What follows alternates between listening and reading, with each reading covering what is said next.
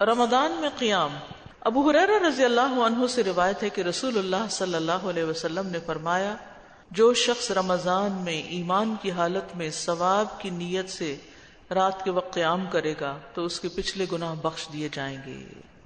تو رمضان میں ایک تو کرنے کا کام ہے روزہ رکھنا، اور وہ ہے دن کا کام، اور رات کی عبادت کیا ہے؟ قیام اللیل۔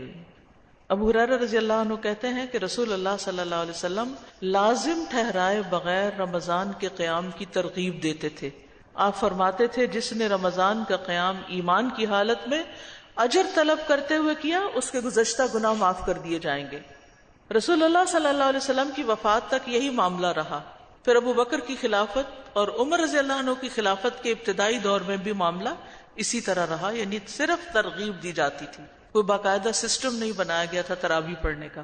پھر حضرت عمر رضی اللہ عنہ نے دیکھا کہ لوگ جگہ جگہ کھڑے ہو کر اپنی اپنی نمازیں پڑھ رہے ہیں، تو انہوں نے سب کو ایک مصلی پہ اکٹھا کر دیا، اور جب سے رمضان میں باقاعدہ رات کے وقت مساجد میں تراویح کا اہتمام شروع ہوا۔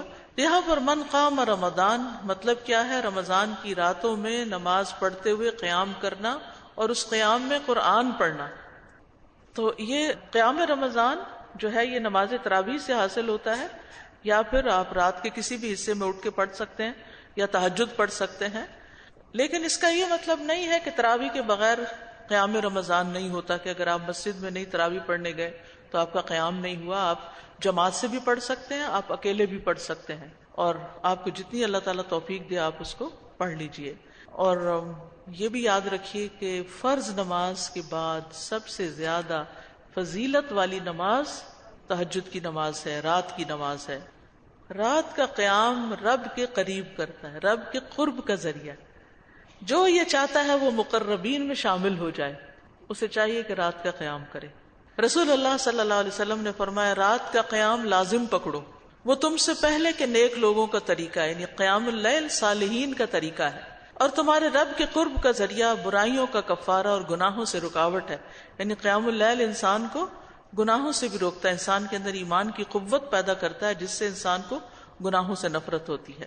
تو بہرحال عام راتوں میں سال بھر بھی قیام کرنا چاہیے، رمضان میں خاص کرنا چاہیے، اور رمضان کی آخری عشرے میں، آخری 10 راتوں میں اور بھی زیادہ اہتمام کرنا چاہیے۔